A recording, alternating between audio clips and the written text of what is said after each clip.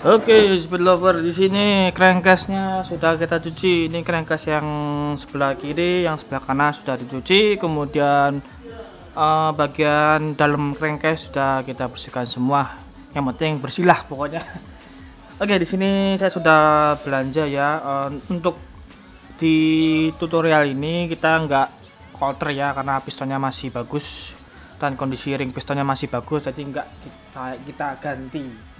Oke, yang diganti itu apa namanya, enggak pistonnya tapi peridilan yang lainnya. Cuma ini satu peridilan pun agak lumayan mahal.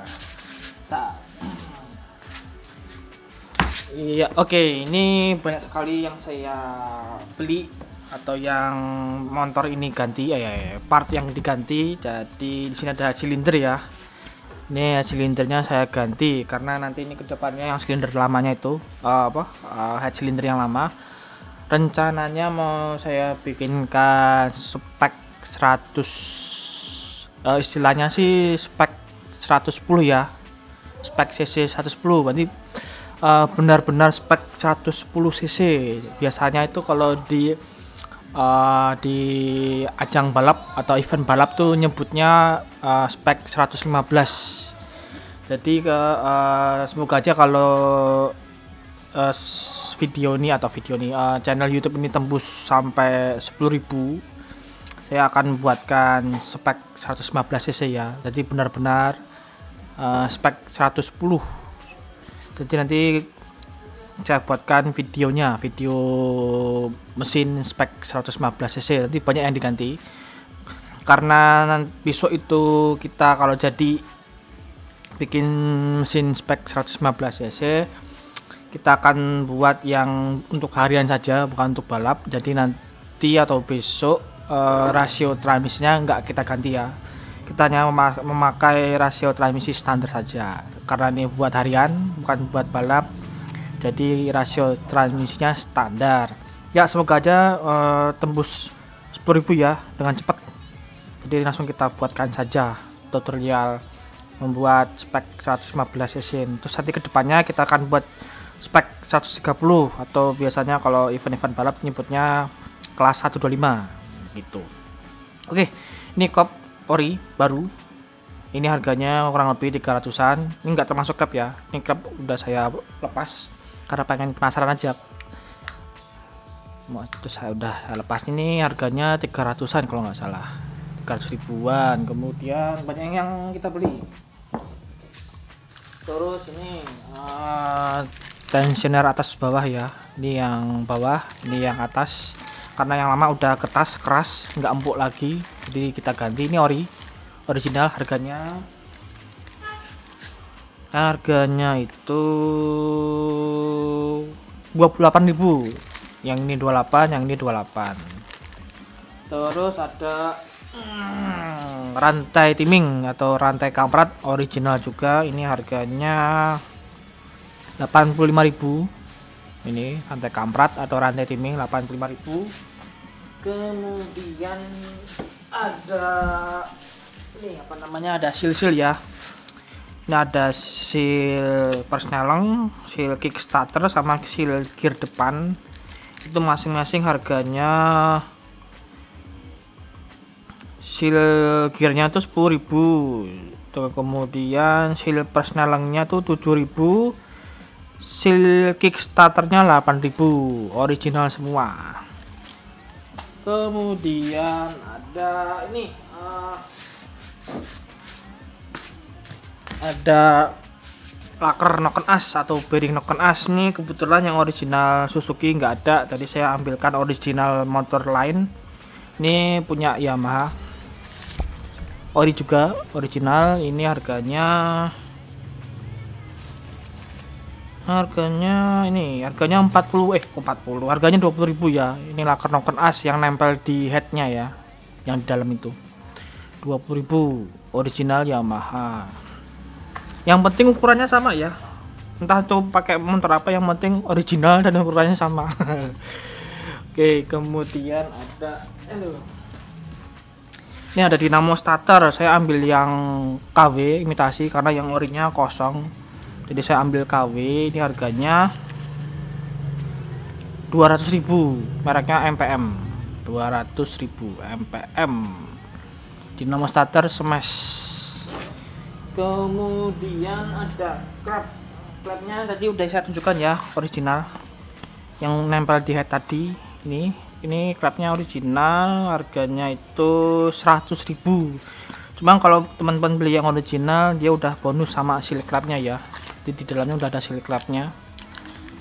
Harganya 100.000. Terus ada lagi kampas kopling. Ini kampas kopling original juga Suzuki. Ini harganya 110. Ini isinya 4 lembar ya. Kalau Suzuki Smash itu 4 lembar kampas koplingnya. 4 lembar. Setelah itu ada ini top gasket full set ya. Gasket full set. Ini NKL mereknya. Ini harganya full set 60.000. Ini harganya 60.000. Ini cuma ketambahan itu ya, gasket blok kopling sama gasket blok magnet seperti itu. 60.000.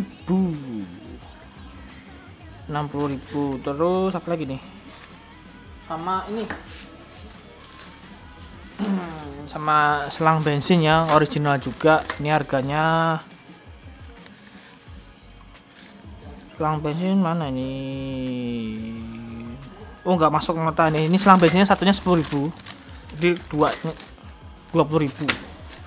Ini nanti satunya buat yang ke karbu, nanti satunya buat ke manifold, soalnya kan selang bawaannya tuh udah pecah-pecah, jadi saya ganti. Terus apa lagi ya? Sama ini Boss Block. Ini Boss Blocknya original. Boss Block kok putih banget nih ya, ini Boss Block ya. Ini Boss Block itu yang ini loh teman-teman, yang di sini.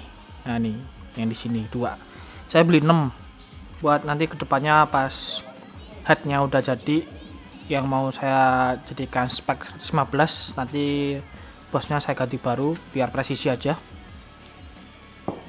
Ini saya beli 6, satunya itu harganya 5.000, jadi total 30.000. Original ya, original. Apa lagi ya?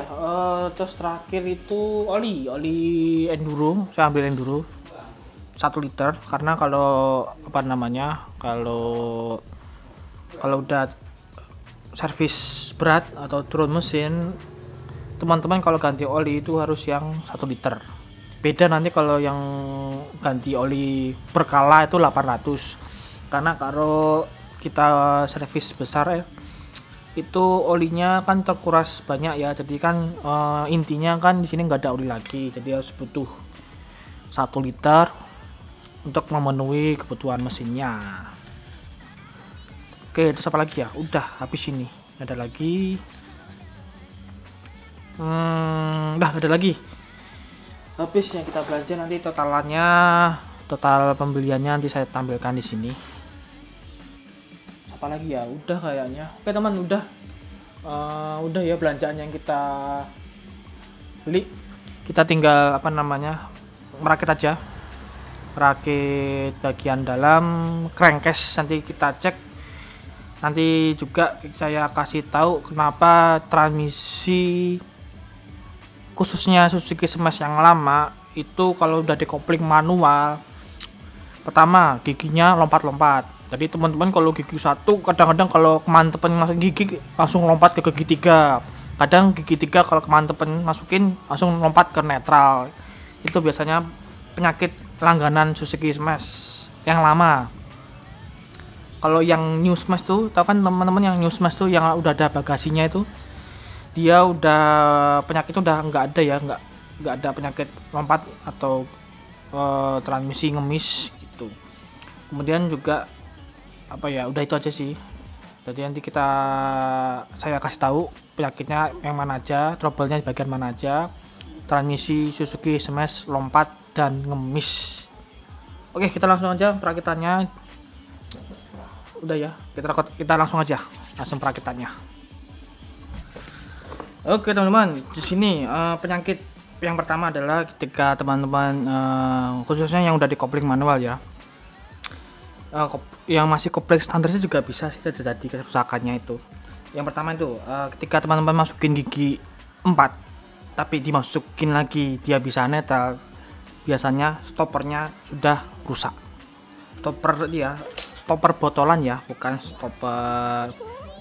Sebenarnya stopper ada dua, yang di botolan sama yang di bintang, tapi ini penyakitnya yang di botolan ini. Ini ya, ini stoppernya, rumah stoppernya udah rusak. Ini udah rusak ya, seperti ini ya. Nah, ini udah aus. Jadi kan harusnya begini nih posisinya. Nah, seperti ini ya posisinya. Nih ya, dia posisinya seperti ini stoppernya. Mana sih kelihatannya nih ya. Nah, ini udah nge-slack. Kok fokusnya kok hancur ini. Oke, gini aja lah. Nah, ini stoppernya udah, yang di botolan tuh udah hancur ya, seperti ini. Ini kalau teman-teman mau memperbaiki itu gampang. Ini teman-teman tinggal tambal dilas, kemudian dirapikan. Seperti itu ya. Ini ada stoppernya nih, ini sudah nge-slack. Ini kerusakannya itu biasanya ketika sudah kopling manual. Nah, itu gara-gara suka lompat-lompat gigi 3, teman-teman kemantepan yang masukin gigi dia lompat ke netral. Nah, ini yang kena. Seperti ini rusak ya. Ini enggak saya betulkan, jadi nggak ada efeknya sih. Nanti saya akalin aja, nanti caranya ada seperti itu. Ini ya yang pertama. Kemudian kita langsung rakit aja, nanti saya kasih tahu juga penyakitnya dan jalan jalan keluarnya untuk memperbaikinya, kasus transmisi lompat sama gigi miss. Semua permasalahan nggak ada di transmisi ya, maksudnya trouble yang gigi miss sama gigi lompat itu penyakitnya nggak ada di rasio transmisi, tapi penyakitnya ada di sebaliknya, bukan di rasio transmisinya. Kalau rasio transmisinya sih normal-normal aja, nggak ada masalah ini, seperti itu. Oke, di sini kita langsung rakit, nanti kita langsung percepat aja ke bagian pemasangan mekanisme kopling dan mekanisme pemindah transmisi. Oke, yang perlu diperhatikan adalah ini, untuk yang dapat as seperti ini ada ringnya ya, perhatikan baik-baik, ini ada ringnya, ini jangan sampai hilang seperti itu, karena nih bagian rasio transmisi smash tuh nggak lepasan, beda dengan Suzuki Honda Grand Supra tuh kan bisa dilepas tuh. Jadi ini agak enak kalau kita masang, ini nggak mudah lepas, cuma umpamanya bagian ini saja yang lepas, yang ini nggak lepas semua, jadi enak ya. Ini kalau teman-teman bikin itu nggak jatuh giginya, jadi aman. Teman-teman yang masih belajar rakit mesin ini lumayan aman. Tapi kalau udah teman-teman mainnya Honda Supra Grand tuh agak repot ya kalau menyusun giginya. Jadi untuk rasio sekunder ya dan rasio primernya ini juga ada ring, bagian as kecilnya ada ring, perhatikan baik-baik dan ada ringnya, jangan sampai hilang. Kalau ini bisa lepas ya, kalau tadi kan nggak bisa, ini bisa lepas. Cuma nanti bagian ini bisa lepas, ini bisa lepas, gampang lah karena cuma dua ini aja yang lepas, yang ini 3 ini enggak, ini masih bisa. Kalau ini kan jadi satu sama asnya, yang ini nggak bisa lepas gitu. Oke, kita langsung rakit.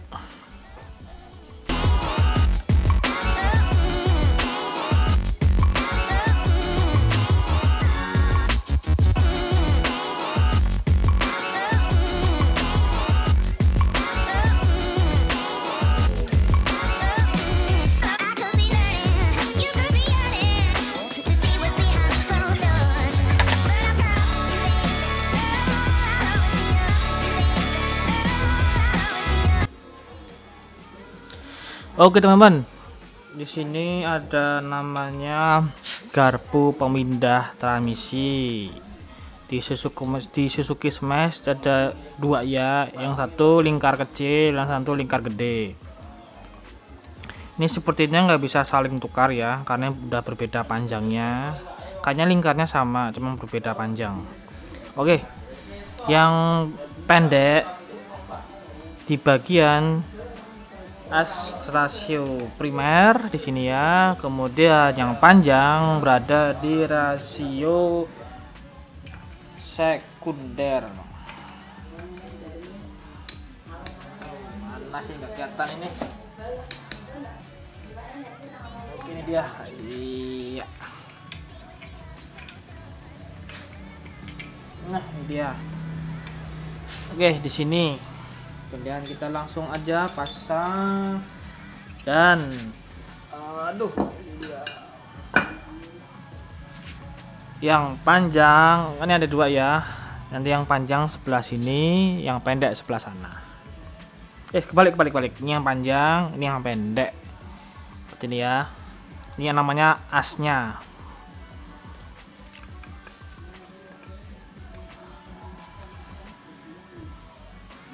Nanti dulu sebelum dipasang, pasang dulu botolannya ya. Ini botolan transmisi, jangan sampai hilang. Ini ada semacam canulan buat sensor transmisi ya, buat gigi 1, 2, 3, 4 nya itu loh, seperti itu nih ya. Kemudian tinggal teman-teman sesuaikan saja jalurnya.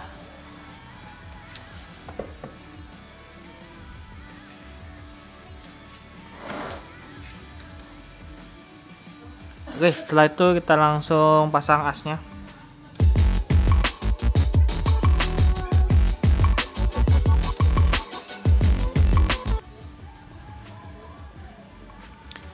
Ya, oke.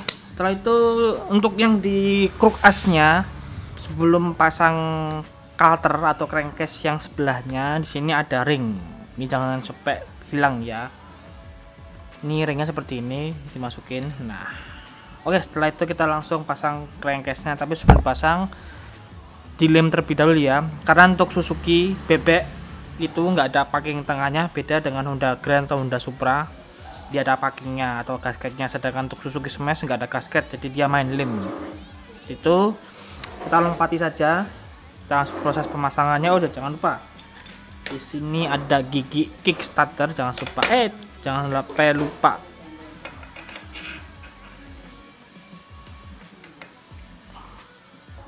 Dan jangan lupa ini ada ringnya.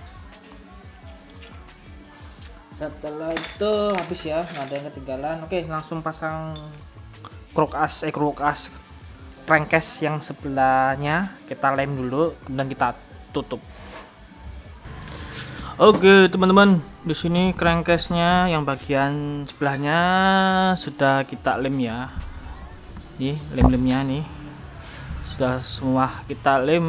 Kemudian jangan lupa untuk bagian botolan transmisi, ini mudah lepas ya piringnya, jangan sampai hilang karena ini nyarinya susah ya, sepertinya susah seperti itu.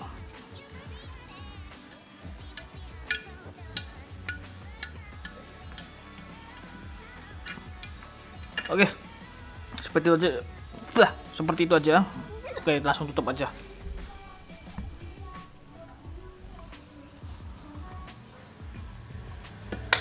Walah, copot.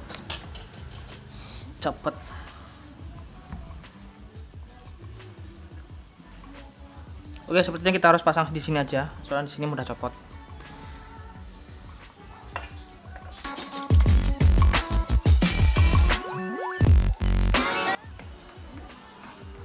Oke, di sini untuk motor ini ya, untuk motor Smash atau motor lainnya yang tanpa packing gasket, di sini dia memang presisi, jadi teman-teman harap bersabar untuk menutupnya. Kalau perlu pakai palu ya, jangan pakai palu besi, palu karet, karena palu besi bisa rusak semua.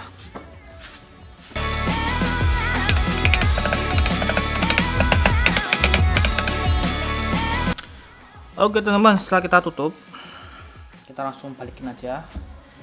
Kita balik seperti ini dan kita langsung pasang bautnya.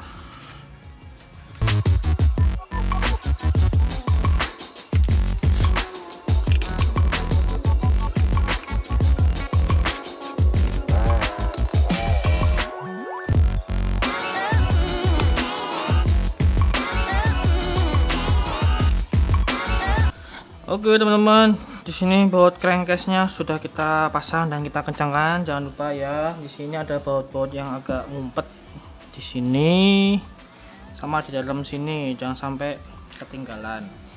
Oke, di sini saya cek lagi ya, ini nggak ada yang goyang sama sekali nih. Ini juga nggak ada yang goyang. Terus, ternyata berat juga. Ini nggak ada yang goyang.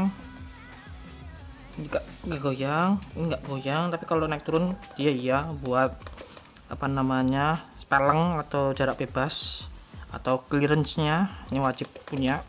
Kalau yang di Bandung nggak boleh ya, untuk khususnya Suzuki nggak ada goyang juga. Jadi besar kemungkinan ini bermasalah pada dinamo starternya yang mengganggu putaran si krok as ini yang bunyi glak glak glak glak glak glak glak glak glak. Oke, kita langsung bahas bagian kenapa si Suzuki Smash ini ketika dikopling manual giginya lompat-lompat, sering lompat, kemudian sama misnya. Oke, permasalahan cuma sepele ya, dia permasalahannya yang bermasalah itu bagian pemindah ini yang bermasalah ini di bagian pemindah ini. Oke, untuk lengkapnya saya rakit dulu.